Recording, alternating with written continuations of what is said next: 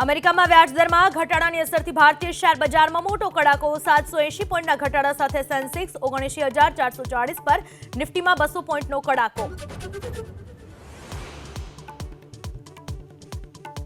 સોના ચાંદીના ભાવમાં ઘટાડો છેલ્લા 7 દિવસમાં 2.7% ઘટાડા સાથે 24 કેરેટના 10 ગ્રામ સોનાનો ભાવ 76,850, પ્રતિ કિલો ચાંદીના ભાવમાં 300 રૂપિયાનો ઘટાડો.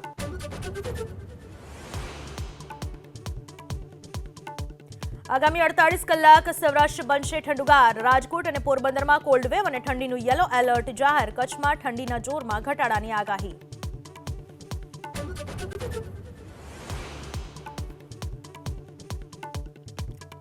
દિલ્હી એનસીઆરમાં કાતિલ ઠંડી અને પ્રદૂષણનો માર. આજે અનેક વિસ્તારમાં AQI 400 ને પાર.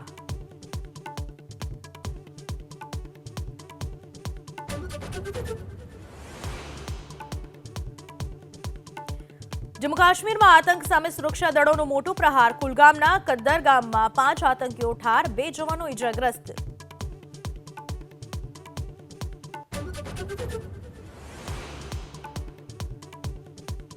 ઉત્તર પ્રદેશના સંભલમાં આજે પહોંચશે એસઆઈની ટીમ. 46 વર્ષ બાદ ખોલેલા કાર્તિક મહાદેવ મંદિર અને કુવાઓની થશે તલસ્પર્શી તપાસ.